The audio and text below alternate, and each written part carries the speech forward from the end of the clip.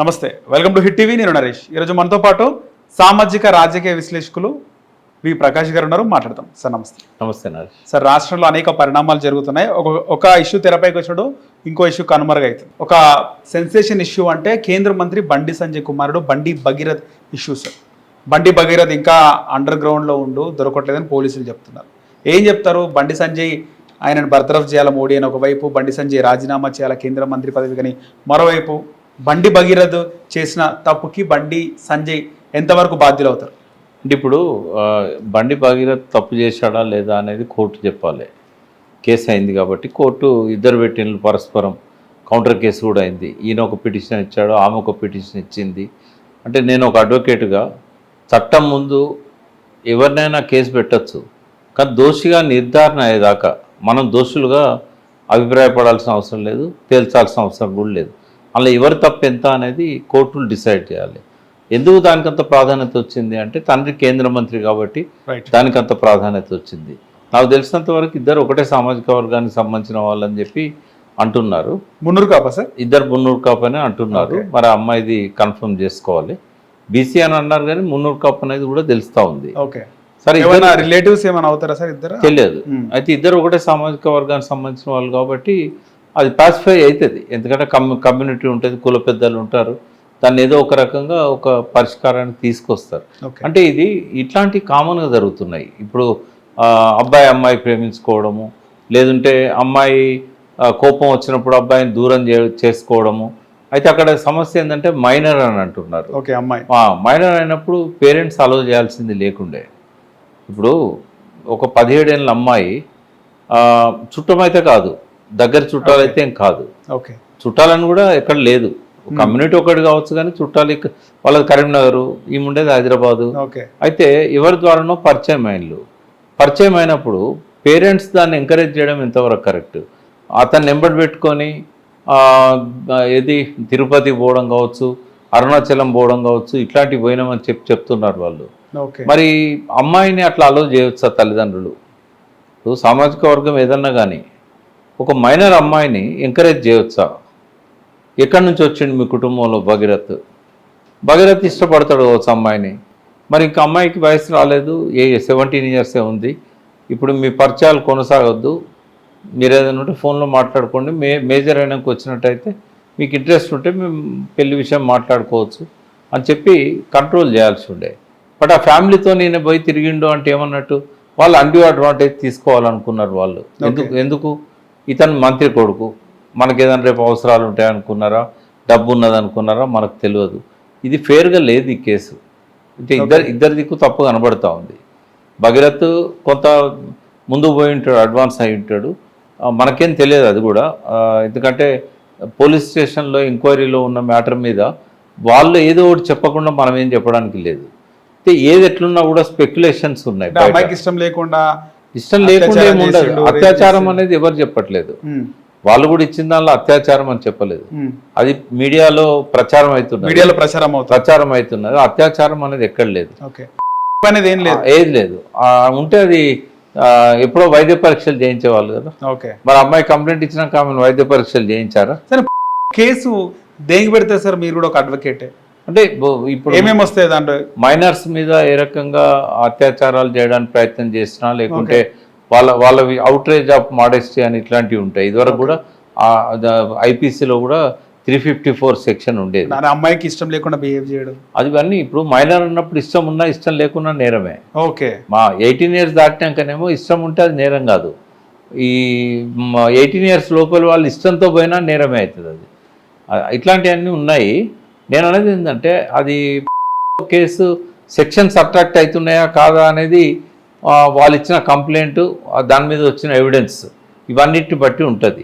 ఇక్కడ నాకు ఒక అభిప్రాయం ఉన్నది. ఏమనంటే రాజకీయ నాయకుల కుటుంబాలలో కూడా కుటుంబ సభ్యులు కొన్ని పొరపాట్లు చేస్తుంటారు. చాలా జరుగుతూ ఉంటాయి. అది సామాన్యుల కుటుంబాల్లో జరుగుతాయి, రాజకీయ నాయకుల కుటుంబాల్లో కూడా జరుగుతాయి. వీటిని రాజకీయాలకు ఎంతవరకు ఆపాదించవచ్చు? ఇప్పుడు నీకు ఒక పేరు చెప్పకుండా చెప్తా, ఒక రాజకీయ నాయకుడి మీద నీకు కోపం ఉంది. కోపం ఉన్నప్పుడు ఆ కోపాన్ని తీర్చుకోవడానికి రాజకీయాలే వాడుకోవాలి. కానీ ఇంట్లో జరిగే సంఘటనలను రాజకీయాలకు ముడిపెట్టడం ఎంతవరకు కరెక్ట్ అవుతుంది? ఒకటి. రాజకీయ నాయకుడు ఇట్లాంటి సమస్యలు వచ్చినప్పుడు కులాన్ని వాడుకోవడం కూడా కరెక్ట్ కాదు. ఓకే, ఈ రెండు జరుగుతున్నాయి. కులం ఎక్కువ జరుగుతుంది కదా సార్. ఇంకా అంటే నేను అనేది రాజకీయ నాయకుడు ఈ సమస్యను పరిష్కరించే క్రమంలో కులాన్ని ఎక్కడ వాడుకోవాలి? ఇద్దరు ఒకటే కులపులు అయినప్పుడు మరి పెళ్లి కోసమో లేకుంటే వాళ్ళ మధ్య ఒక పరిష్కారం చేయడానికో ఆ కులాన్ని ఉపయోగించుకోవాలి. కానీ కులాన్ని తీసుకొచ్చి రాజకీయాల్లో పెట్టడం కానీ, రాజకీయాలను కులానికి ఆపాదించడం కానీ ఇట్లాంటివి ఏవి కూడా వాంఛనీయం కాదు.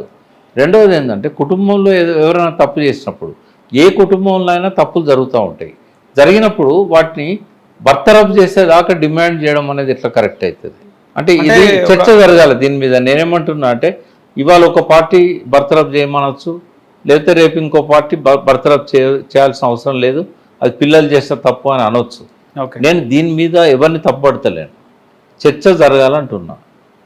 ఇప్పుడు మనకున్నది ఇద్దరు మంత్రులు, ఒక మంత్రిని మనం బర్తరఫ్ చేయడానికి ఈ కారణం సరిపోతుందా? ఇది వ్యాలిడ్ రీజనా? తప్పులు తెలిసి జరిగాయి. ఒక్కోసారి ఏంటంటే ఆ ఆవేశంలో ఎమోషన్స్లో తప్పులు జరుగుతూ ఉంటాయి. దానికి మంత్రికి ఏం సంబంధం? పిల్లల పెంపకంలో లోటు ఉన్నదా అంటే అందరి పెంపకాలలో లోటు ఉంటుంది. ఎందుకంటే ఇవాళ రేపు పిల్లల గురించి పట్టించుకునే రాజకీయ నాయకుడు లేడు, వ్యాపారవేత్త లేడు.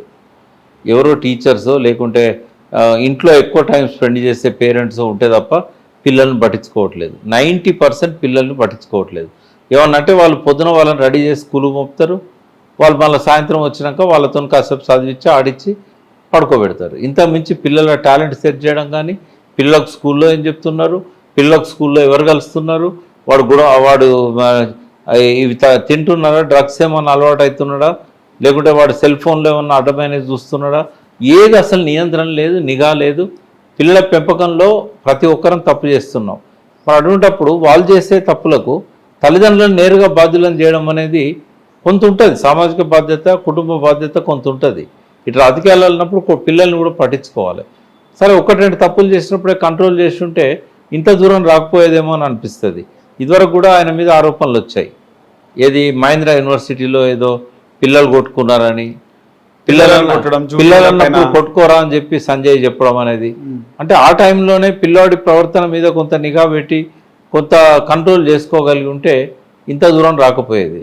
ఇది ఎంతవరకు తప్పనేది నేను నిర్ధారిస్తలేను, కానీ పిల్లల వ్యవహారంలో తల్లిదండ్రులకు ఆపాదించడం అనేది, అందులో ఒక మంత్రి పదవిలో ఉన్న వ్యక్తి మీద ఇదొకటి చర్చ జరగాల్సిన అవసరం అయితే ఉన్నది. ఎందుకంటే ఇవాళ బండి సంజయ్ మీద పెట్టారు, రేపు ఇంకొక పార్టీ నాయకుడి మీద కూడా ఇట్లాంటి ఆరోపణలే రావచ్చు. ఆరోపణలు నిజాలు ఉంటేనే ఆరోపణలు వస్తాయని కాదు, నిజాలు లేకపోయినా కూడా ఆరోపణలు రావచ్చు కావాలని బ్లేమ్ చేయడానికి. ఓకే, ఇంకోటి రాజకీయాలలో ఏది అసాధ్యం కాదు. చాలామంది ఆర్టిస్టులు ఉంటారు, ఆర్టిస్టులతో కూడా కంప్లైంట్లు ఫైల్ చేయించవచ్చు. అసలే హైదరాబాద్ అనేది పెద్ద సినిమా ఫీల్డ్. ఇక్కడ దేశంలో ఎన్ని సినిమాలు తయారైతే ఒక హైదరాబాద్ జరుగుతాయి. అదే ఇప్పుడు ఇక్కడ ఒక లక్ష్మణ రేఖ అనేది ఉండాలి. ఏ తప్పులను మనం రాజకీయ నాయకులకు ఆపాదించవచ్చు, ఏవో ఆపాదించకూడదు. ఇప్పుడు నీకు పొలిటికల్గా రాజకీయ నాయకుల పైన విమర్శ ఉన్నప్పుడు రాజకీయాలతోనే ఎదుర్కోవాలి, కుటుంబ సమస్యలతోనే ఎదుర్కోవద్దు. ఇట్లాంటి సమస్యలు అన్నిటి మీద చర్చ జరగాలి. పక్కదారి పడుతున్నదని అనిపిస్తూ ఉన్నది నాకు. అందుకే మీతో నేను 4 మాటలు షేర్ చేసుకోవాలను. రైట్. గతంలో మనం చూసినాం కె కేశవరావు గారు, ఆయన పిసిసి అధ్యక్షులుగా ఉన్నప్పుడు ఆయన కుమారుడు ఏదో కాలపుల కేసులో ఆ ఇష్యూ జరిగినప్పుడు రాజశేఖర రెడ్డి టైంలో వెంటనే పదవికి రాజీనామా చేయడం జరిగింది. డిమాండ్లు వచ్చినాయి, రాజీనామా కూడా చేశారు. అంటే ఇక్కడ కేంద్ర మంత్రిగా ఉన్నాడు, ఒక బాధ్యతాయుతమైన పదవిలో ఉండి కుటుంబాన్ని ఇంట్లో కొడుకునే కంట్రోల్లో పెట్టలేకపోయినావు, రాష్ట్రాన్ని దేశాన్ని ఏ విధంగా పెడతామని పెట్టడం సాధ్యం కాదు. ఎందుకంటే రాజకీయ నాయకులు బయట పొద్దున వెళ్ళినంటే రాత్రి ఎప్పుడు లేట్ నైట్ వస్తారు. రైట్. ఇప్పుడు వాళ్ళని అట్లా అనడం కూడా కరెక్ట్ కాదు. ఎందుకంటే వాళ్ళు బయట విషయాలను పట్టించుకోవాలన్నా, మరి ఇంట్లో విషయాలే పట్టించుకోవాలన్నా.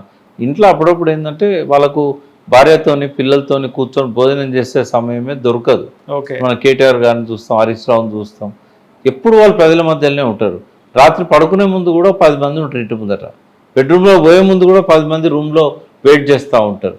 వాళ్ళకి ఆ రెస్ట్ ఎక్కడ దొరుకుతుంది, ఆ అవకాశం ఎక్కడ దొరుకుతుంది?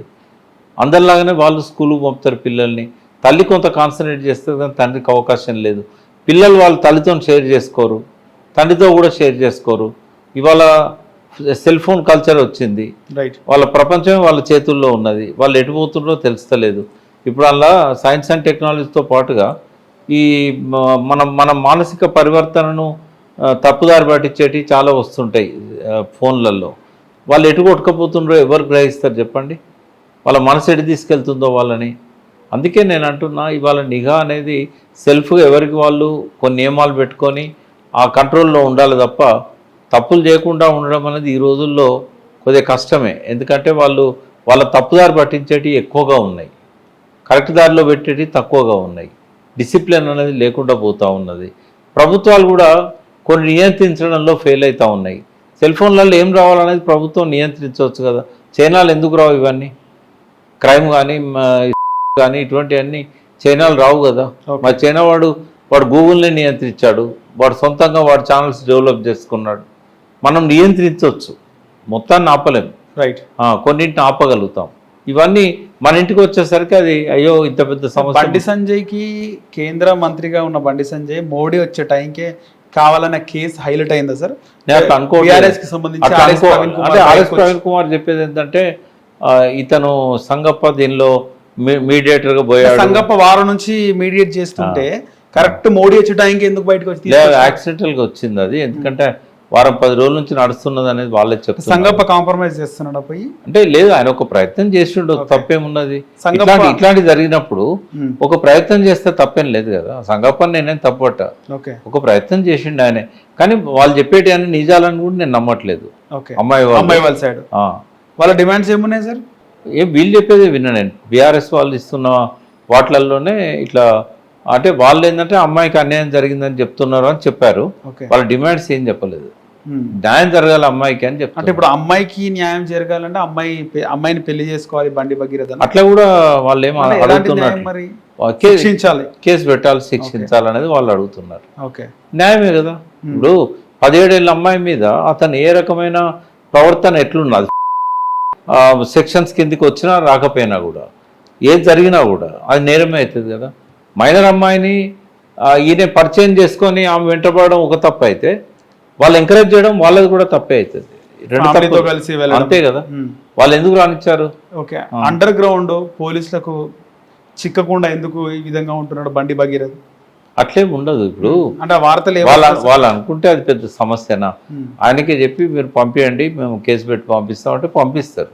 వాళ్ళు పోలీసులో ఇన్వెస్టిగేషన్ టైం కదా ఇది. ఇన్వెస్టిగేషన్ చేసినాక అరెస్ట్ చేయడమా లేకుంటే వాళ్ళకి స్టేషన్ బెయిల్ ఇవ్వడమా, ఆ సెక్షన్స్ యొక్క సివియారిటీని బట్టి అది కేసు ఉంటుంది. రాజకీయంగా ఎదుర్కోలేక ఇలాంటివి చేస్తున్నారని బండి సంజయ్ అంటున్నాడు. దాంట్లో ఎంత వాస్తవం ఉందంటారు సార్? నేనేమంటున్నా అంటే ఏ పార్టీ కూడా రాజకీయాలను ప్రక్షాళన చేయాలనే ఆలోచనలు లేవు.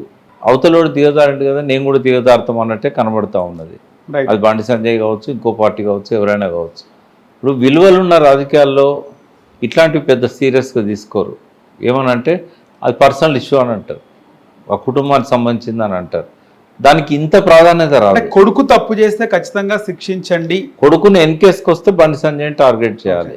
కొడుకు మీద కేసు పెట్టకుండా ఉంటే బండి సంజయ్ని టార్గెట్. బహిరంగంగా ఎందుకు చెప్తలేడు? కేసు పెట్టారు కదా, ఆల్రెడీ కేసు పెట్టారు. కొడుకు తప్పుంటే శిక్షించండి, నాకు ఎలాంటి చెప్పాలి. రాజశేఖర రెడ్డి కూడా గతంలో చెప్పాలి, అసెంబ్లీలో జగన్మోహన్ రెడ్డి కూడా చెప్పాలి కొడుకు తప్పు చేస్తే ఊరేయండి. ఆయన చెప్పకపోయినా కూడా ఆటోమేటిక్ గా చట్టం తన పని తను చేసుకుంటా. ఇంకా పెద్దరికం ఉంటది కదా కేంద్ర మంత్రి ఆ మాట చెప్తే.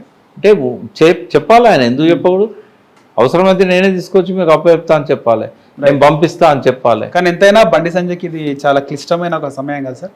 అంటే బక్స్ అనేది ఎందుకంటే ఇంత పబ్లిసిటీ అయింది కదా, ఈ పబ్లిసిటీ అనేది ఆయన డెఫినెట్ గా ఆయన కర్మ రిటర్న్ వచ్చిందని కూడా మాట్లాడుతున్నారు. అంటే కేటీఆర్ నా విధంగా మాట్లాడడం లేకుండా చాలా మంది మీలాంటి రాజకీయ విశ్లేషకులు లేదు, కేటీఆర్ మాట్లాడతాడు, ఎందుకు మాట్లాడు. కానీ నేను కేటీఆర్ పైన బండి సంజయ్ ఏం మాట్లాడాడు నేను చూడలేదా? అంటే అసలు కేసీఆర్ పుట్టినావా ఎప్పుడన్నా అని చెప్పి ఎప్పుడన్నా కేసీఆర్ కి పుడితే అనే మాట.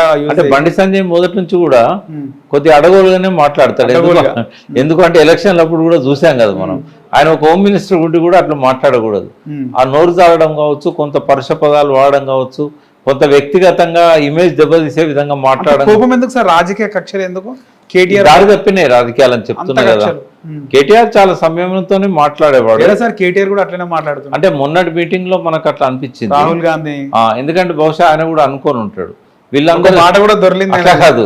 అంటే వాడు అనే ఒక పదం కూడా మాట్లాడాడు. అంటే కూడా వచ్చింది. నేనేమంటున్నా అంటే ఈ బూతులు విని విని ఇక తప్పదేమో అని అనుకోని ఇంట్లో మాట్లాడి బయట వచ్చేసిందంట. లేదు, ఆయన మంచి కల్చర్, రేవంత్ రెడ్డి పీకి పా అనే లేదు నేనేమంటున్నా అంటే మంచి కల్చర్ ఉన్న వ్యక్తి కేటీఆర్. కానీ నేనేమంటున్నా అంటే విని విని అందరు అదే మాట్లాడుతున్నప్పుడు మొన్న నేను జీటీవీలో భరత్తో అన్నా, నేను ఏమన్నా అంటే ఏది పార్లమెంటరీ ఏది అన్పార్లమెంటరీ. పార్లమెంట్లో బూతులు మాట్లాడుతున్నారు, అసెంబ్లీలో బూతులు మాట్లాడుతున్నారు, పార్లమెంట్ సాక్షిగా అబద్ధాలు చెప్తున్నారు, అసత్యాలు చెప్తున్నారు. బహుశా అదే పార్లమెంటరీ అవుతుందేమో. నేను షానిగా మాట్లాడితే అది అన్పార్లమెంటరీ కావచ్చు, నేను కూడా బూతులు మాట్లాడితేనే అది పార్లమెంటరీ లాంగ్వేజ్ అంటారేమో అని అన్నాను నేను. అంటే ఇప్పుడు డిమార్కేషన్ లేకుండా పోయింది. పార్లమెంట్ అసెంబ్లీలలో కూడా బూతులు మాట్లాడినప్పుడు అదివరకు బాతకాని షాపులు అన్నారు, ఇప్పుడు బూత్కాని షాపులు అయిపోయినాయి అవి కూడా. అంటే అబద్ధాలు అసత్యాలకు నిలయం అయిపోయినాయి. కాబట్టి ఒక పవిత్రమైన వ్యక్తులు ఇంట్లోకి వచ్చినా కూడా ఈ బురద అంటుతుంది వాళ్ళకు. చాలా కాలము ఎప్పుడు కూడా మాట దొరలేదు కేటీఆర్ గారు. బట్ ఈ మధ్య ఉపన్యాసాలలో అపరుష పదాలు, కొంత అవతల వ్యక్తులను నిందించే పదాలు కొన్ని వస్తున్నాయి. అది రాకపోతేనే బెటర్, ఎందుకంటే ఆయనకు ఒక స్ట్రాంగ్ ఫాలోయింగ్ ఉంది. ఆయనకున్న ఫాలోయింగ్ అంతా ఎలైట్ పీపుల్, ఐటీ వాళ్ళు, ఎడ్యుకేటెడ్స్, వాళ్ళు కొంచెం ఇబ్బంది పడతారు ఇట్లాంటి మాటలు ఆయన నోట్లోంచి వింటే. మామూలుగా ఉన్న కామన్ మ్యాన్ చప్పట్లు కొడతారు, ఇల్లు వేస్తారు. కానీ తనకున్న ఒరిజినల్ ఫాలోయింగ్ అనేది వాళ్ళు కొద్దిగా బాధపడుతున్నట్టుగా కనబడతా ఉంది. బట్ ఎవరైనా కూడా సంయమనంతో ఉండాలి. బండి సంజయ్ అయినా కేటీఆర్ గారు అయినా తప్పులు జరుగుతూ ఉంటాయి, జరిగినప్పుడు వాటిని సరిదిద్దే విధంగా ఉండాలి. ఇప్పుడు మన ఇంటి మనిషి తప్పు చేస్తే కడుపులో పెట్టుకోవాలంటాం, సరి చేసుకోవాలని అంటాం. ఇప్పుడు అన్ని పార్టీలలో ఉన్న నాయకుల మధ్యలో కూడా అటువంటి సయోధ్య, ఆ సంస్కారం వాళ్ళ లోపల ఉండాలి. ఇప్పుడు బండి సంజయ్ కొడుకు తప్పు చేస్తాడు, రేపు ఇంకో కొడుకు తప్పు చేస్తాడు. ఇట్లా ఒకరినొకరు వేసుకుంటూ పోతూ ఉంటే, నిందించుకుంటూ పోతూ ఉంటే ఎంతకాలం? అంటే రాజకీయాలకు వీటిని వాడుకోవద్దు అనేది నా సలహా. ఓకే, సో అందరి జీవితాలు ఇలాంటివి జరుగుతూ ఉంటాయి కామన్. అది జరగకపోయినా ఆరోపణలు చేస్తాం. ఓకే, సో కేటీఆర్ కూడా ఇంకా దీనిపైన రెస్పాండ్ కాలేదు. అంటే ఈ ఇష్యూస్ జరుగుతున్నా కూడా, అంటే బీఆర్ఎస్ ఒక స్టాండ్ తీసుకున్నది కదా, ఈ రోజే మాట్లాడుతున్నా. అంటే అట్లని కాదు, కేసీఆర్ తో బీఆర్ఎస్ ఒక స్టాండ్ తీసుకున్నది కదా. ఇవాళ అందరూ ప్రెస్ పత్రికల ముఖంగా ఖండిస్తున్నారు, ఇవన్నీ చేస్తున్నారు. ఫామ్ హౌస్ లో కూడా అది ఏదైనా దాని గురించి కాదు, ఫామ్ హౌస్ లో మీటింగ్ సంస్థాగతంగా ఎట్లా బలోపేతం, ఈ మాట కూడా చెప్తారు కదా సార్ కేసీఆర్ గారు. అది పెద్దగా కేసీఆర్ దాకా పోతాను నేను అనుకోవట్లేదు. బట్ కేటీఆర్ లాంటి వాళ్ళు స్పందించాల్సిన అవసరం లేదు. ఇది కింది స్థాయి నాయకులు డిమాండ్ ఏదైతే చేస్తున్నారో న్యాయం జరగాలి అమ్మాయికి అనే దానిలో తప్పేం లేదు, 100% న్యాయం జరగాలి. బండి సంజయ్ని రాజీనామా చేయాలనే దాకా పోవాల్సిన అవసరం లేదు. బండి సంజయ్ డెఫినెట్గా దోషిగా నిలబడతాడు, ఎందుకంటే కొడుకు తప్పులకు తండ్రి బాధ్యత వహించాల్సి వస్తుంది, ఆయన సరి చేసుకోవాల్సి వస్తుంది. కానీ దీన్ని అడ్డం పెట్టుకొని రాజకీయంగా బురద జల్లడం అనేది కరెక్ట్ కాదు. రైట్. హిట్ టీవీ యాప్, ఇందులో short news, live news, entertainment shows, movies, digital magazines తో పాటు మీ జిల్లా వార్తలను కూడా ఫ్రీగా చూడొచ్చు. ఇంకెందుకు ఆలస్యం, వెంటనే హిట్ టీవీ యాప్ ని డౌన్లోడ్ చేసుకుని ఫ్రీగా ఎంటర్టైన్మెంట్ పొందండి. Hit TV app. Hit TV app. Please download hit TV app. Hit TV app ని ఫ్రీగా డౌన్లోడ్ చేసుకుని ఎంజాయ్ చేయండి. మీకు నచ్చిన ఎంటర్టైన్మెంట్ కోసం హిట్ టీవీ యాప్ ని ఫ్రీగా డౌన్లోడ్ చేసుకుని ఎంజాయ్ చేయండి. హిట్ టీవీ యాప్ ని డౌన్లోడ్ చేసుకుని ఆస్వాదించండి, ఆశీర్వదించండి. ఇంతమంది సెలబ్రిటీలు హిట్ టీవీ యాప్ ని డౌన్లోడ్ చేసుకోండి అని చెప్తున్నారంటే ఎంత మంచి యాప్ ఆలోచించండి. అమెరికా అమెరికా అమెరికా అమెరికాలో చదవాలనుకునే వాళ్ళకి విశ్వసనీయమైన పేరు మన శౌర్య కన్సల్టెన్సీ. UK లో 1 year masters, UK లో 1 year masters, 2 years work permit up to 5 years visa. Contact Saurya Consultancy. Contact 89851 89851.